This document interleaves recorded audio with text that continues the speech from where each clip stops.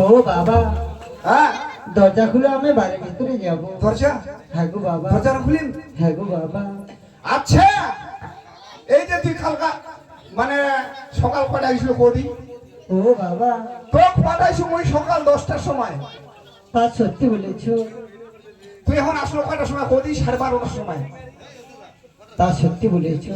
এই যে 12:30টার সময় তুই আসে ঢুকলো, এতক্ষণ রাত করে তুই কি করেছিল, কেঁদুর ছিল কত?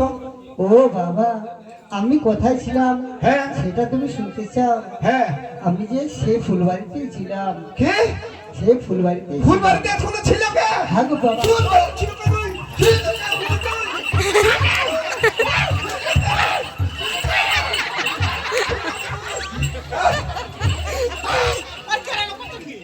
কি? কেন এরকম করছো? মাইরে শেষ করে দিব। এতক্ষণ রাত হয়ে গেল, ওই এখন এসে ঢুকেছে। মার পাবেনি কেন? তুই বেটিক শাসন করা পারছিনি?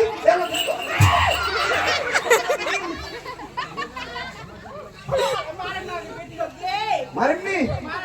ঠিক আছে দাঁড়া, ওরা আরো ও বাবা, কথা জিজ্ঞাসা করাচ্ছে। আমাকে কেন মারছো বাবা? কেন মারছু?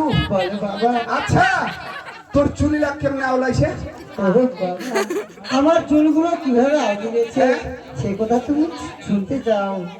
তবে ঠিক আছে, আমি বলছি। চৈত্র বৈশাখের মাসে ঘামেতে আগুন, সেই চুলে মোর হে মুছাইল চুল। আচ্ছা ঠিক আছে, গলার হারকান কেন করেছিলেন? ও বাবা, আমার গলার হাতটি কি করে ছিঁড়েছে হ্যাঁ কি করেছিলেন? সেটা শুনবে। হ্যাঁ গন্ধমাদারি কাটার কাটার বড় ধার, সেই কাটা লাগে পিতা, এই ছিলিল গলার হাত। এই বেটির কথা, বেটির কথা শুনে বাঁচেন কি কছে? ওর বলে কুমা কাটা না কিছু বলে গলার হাত আমার। ওই কথা বল আমি শুনি। রাত 12টা হয়ে গেছে, 12:30 বাজে আছে, ওই কেঁদুর ছিল।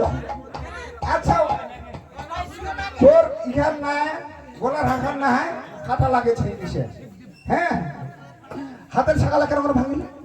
ও বাবা, আমার হাতের শঙ্খ হ্যাঁ? কিভাবে চুর হয়েছে তবে শুনো বাবা।